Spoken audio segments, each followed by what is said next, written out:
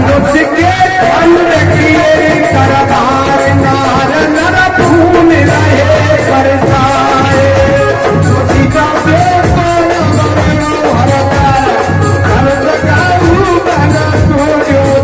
भैया धनुष टूट गया फिर भी जो करे कौन बने भरता वो सीता के राम माने गो भरतार देवता फूल रहे बरसाए देवता फूल रहे बरसाए अरे फूल रहे बरसाए देवता बनई बन मुस्का देवता बनई मन हरताए वो सीता के राम माने गो भरतार देवता फूल रहे बरसाए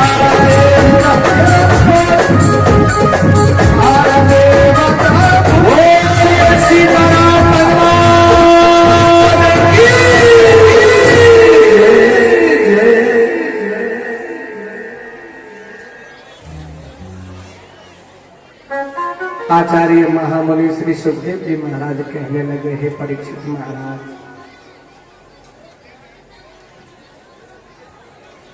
विश्वामित्र जी ने देखा कि जनक महाराज बहुत दुखी है। राम जी को आदेश किया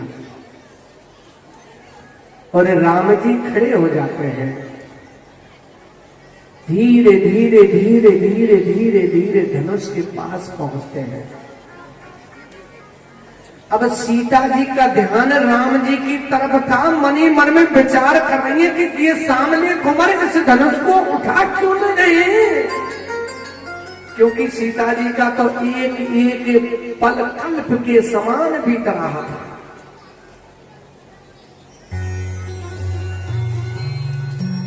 गुरई प्रणाम मन ही मन कीना। राम जी ने गुरु जी को प्रणाम मन ही मन में किया।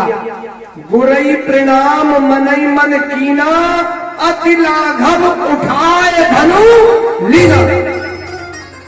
गुरु जी को प्रणाम किया और बातों ही बातों में धनुष को उठा लिया। ते क्षण राम मध्य धन तोरा, भरे भुवन धुन घोर कठोरा।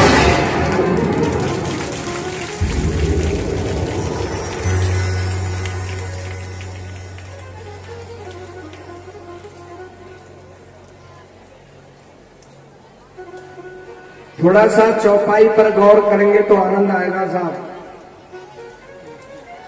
तीक्षण राम मध्य धन तोड़ा। मध्य धनु का मतलब क्या हुआ? बीच में से यही तो हुआ ना। राम जी ने जैसे ही धनुष उठाया तो मध्य में से तोड़ा, बीच से तोड़ा। पहला मध्य समय भी था,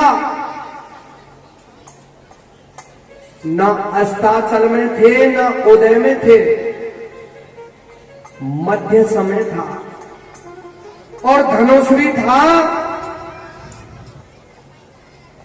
शिव जी का धनुष का नाम पिनाक था, जो परशुराम भगवान को दिया था, और यही धनुष तोड़ा था। अर्जुन के धनुष का नाम गांडीव था, और मेरे श्री राम जी के धनुष का नाम सारंग था। धनुष भी मध्य, समय भी मध्य, और तोड़ा भी मध्य से। अब जैसे संतुष्ट होते रहना। परमात्मा ने धनुष को तोड़ा, टंकोर तीनों लोकों में गूंज गई।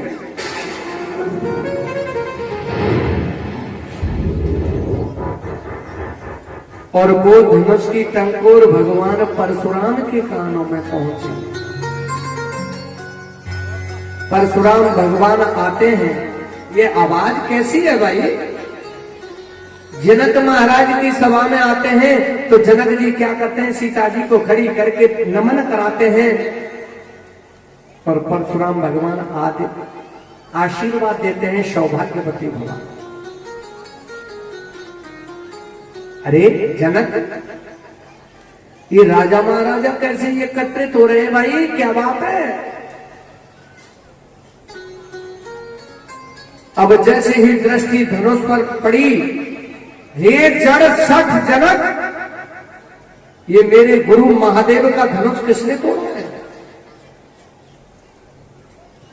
जिसने इस धनुष को तोड़ा है समझ लेना उसकी मौत उसके सर पर नाच रही है, वो बचने वाला नहीं है।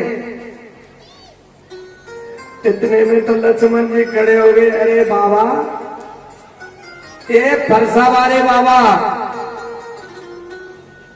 इतने नाराज क्यों है रे भाई? ऐसी धनुनी तो हमने जाने कितनी तोड़ डाली। धनुनी का नाम सुना बाबा। अब मेरे भैया को या मैं दोष ना है, कह तो महाराज जनक ने एक टूटे हुई धनुष रख रखे हो, हाथ लगाते टूटे हो, तो भैया का दोष है। भगवान परशुराम का लक्ष्मण जी का अहम संवाद है रामचरितमानस में।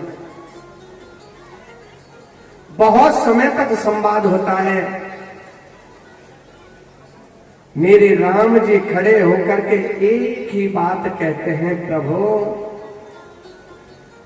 नाथ संबुधन भंजन हारा होयो को एक दास तुम्हारा। तुम्हारा दास ही हो सकता है प्रभु।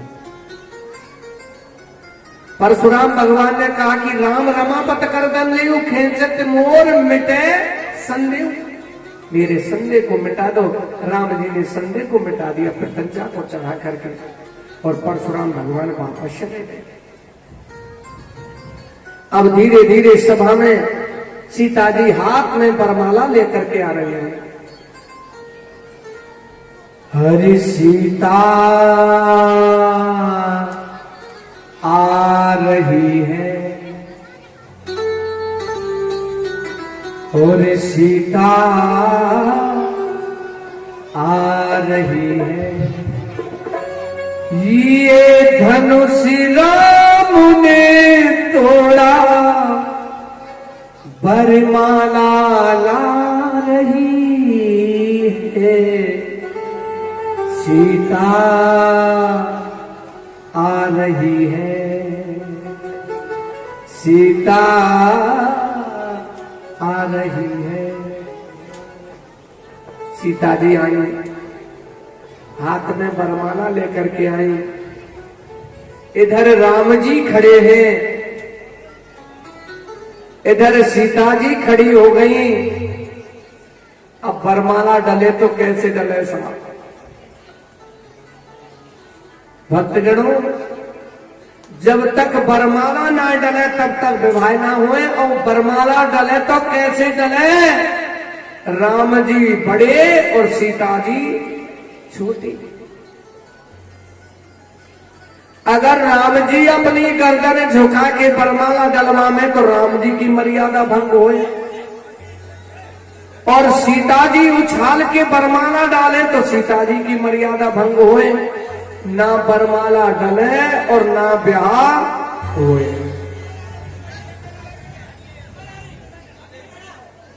सभी सखियां मेरे राम जी के पास आई।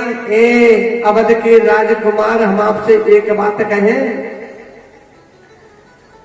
अजी झुक जइयो, झुक जइयो अवध के राजकुमार। ए राजकुमार, मेरी सिया उमर की बारी। झुक जइयो अवध के राजकुमार, राजकुमार मेरी सिया उमर की बारी।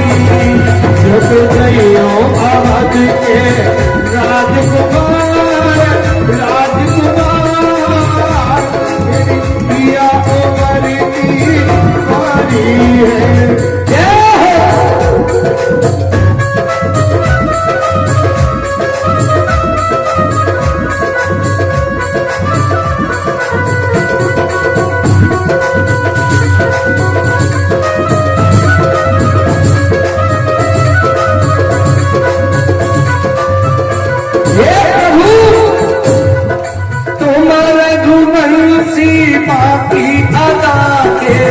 तुम रघुवंशी बाकी अदा के, तुम रघुवंशी बाकी अदा के, तुम रघुवंशी बाकी अदा के, झुका दिए सब धूप जहाँ के, हाँ झुका दिए सब धूप जहाँ के, झुका दिए सब लोग जहाँ के, सब ठाड़ी सखिया करे विचार मेरी सिया उमर की मारी, झुक गईयो पवन के तुम्हारे राजकुमार मेरी दिया हमारी की नारी। जय जय श्री राम।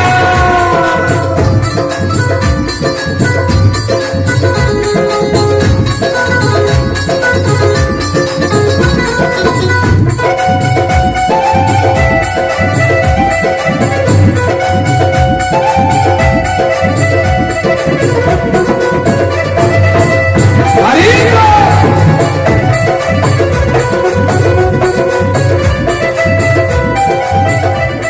मैया, जैसे आपके यहाँ कथा चल रही है ना, ऐसे ही एक स्थान पर कथा चल रही थी। एक बुढ़ी मैया कथा सुनने आती थी और व्यास जी से कहती थी, व्यास जी कथा बहुत सोनी वाचो छे। इसका मतलब है व्यास कथा बहुत अच्छी बांटते हो। रोजाना बुढ़िया माँ इसी बात को कहती थी, व्यास जी कथा बहुत सोनी बांटो छे। एक दिन व्यास जी ने मन में विचार किया कि बुढ़िया मैया से पूछे तो सही कि हमारी कथा में कौन सी बात अच्छी लगी। उस दिन भी बुढ़िया माँ ने कहा, व्यास जी कथा बहुत सोनी बांटो छे। अरे मैया एक बात बता, हमारी कथा में तुम्हें कौन सी चीज बढ़िया लगी जो रोजाना इसी बात को कहती है, कथा बहुत सोनी बातों से, सोनी बातों से। व्यास जी हाँ कथा बहुत सोनी बातों से, क्योंकि आते ही निद्रा जावे छे। झुकी जइयो आवत के राजकुमार, राजकुमार मेरी सिया उमर की मारी। झुक गईयो आवत के राजकुमार, राजकुमार मेरी दिया उमर की मारी। अरे अवध के राजकुमार, तुमने धनुष तोड़ दियो तो ये ना है सीता जी को ब्याह है जाएगा। जब तक बरमाला ना डरेगी तब तक ब्याह ना होगा। बिन माला के नाम मिलेगी जानकी, बिन माला ना मिले जानकी। हाँ बिन माला के नाम मिलेगी जानकी, बिन माला के नाम मिले जानकी। ये जागीर मिथिलेश प्राण की। झुक के निक झुक के निक झुक के निक झुक के निक झुक के राम करो दी उपकार, करो दी उपकार मेरी सिया उमर की मारी। झुक गईयो अवध के राजकुमार, राजकुमार मेरी दिया उमर की। सीताराम भगवान की।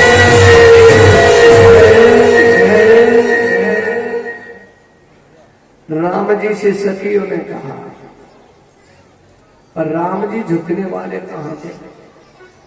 सीता मैया ने लक्ष्मण से कहा, लक्ष्मण जी थोड़ी सी जमीन को उठा दो ना, पृथ्वी को। लक्ष्मण भैया कहने लगे, मैया पागलपनों की बात क्यों कर रही है। जब मैं जमीन को उठाऊंगा तो इतनी ऊंची तुम होंगी और इतनी राम जी आ जाएंगे, बात तो बराबर है कि नहीं। सीता जी ने आदेश किया और लक्ष्मण जी आए और राम जी के चरण स्पर्श करने लगे। अब जैसे ही चरण स्पर्श किए तो राम जी झुक करके उठाने लगे लक्ष्मण जी को। इतने में ही सीता जी ने राम जी के गर्दन में परमाला डाल दी और राम जी ने सीता जी के गर्दन में परमाला डाल दी। बोलिए सीताराम भगवान की जय।